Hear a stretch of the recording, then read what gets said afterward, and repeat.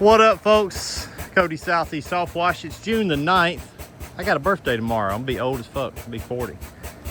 I'm gonna drink me a 40 when I turn 40. But anyway, want to get you guys video. This is a semi-local bro. He's getting some bleach today. Where are you from? Columbus. About an hour and a half away. But the interesting thing, we built on this trailer several years back, is the super pump here.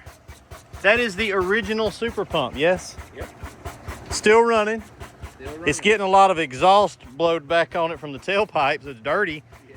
What'd you just tell me? You've done what, 2 or 3 head kit swaps? Yep.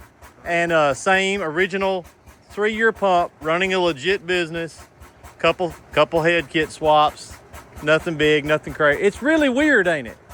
It's almost like they work. That's pretty crazy. He said if you take care of them, they'll work. I'll be damned. So that's pretty cool. 3-year-old super pump, 2 or 3 head kit swaps, which is like one about every 10 months. It's about right if you're taking care of it. We guys will ask us all the time, how long is that gonna last? Well, see, I don't know how dumb you are. But generally, that's a 3-year one with a head kit swap per year, roughly. So that's pretty good. Links down below if you want to get you one. If you're retarded, don't buy it because you're just going to tear it up, then you'll be mad at me.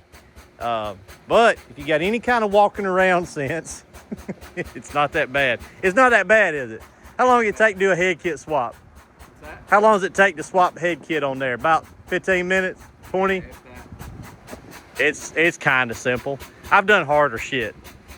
All right, boys. Another video. Just every time I get a good reason to make a video on a pump, I try to do it because they do work. They hold up just as good as anything else, if not better. See you in the next video.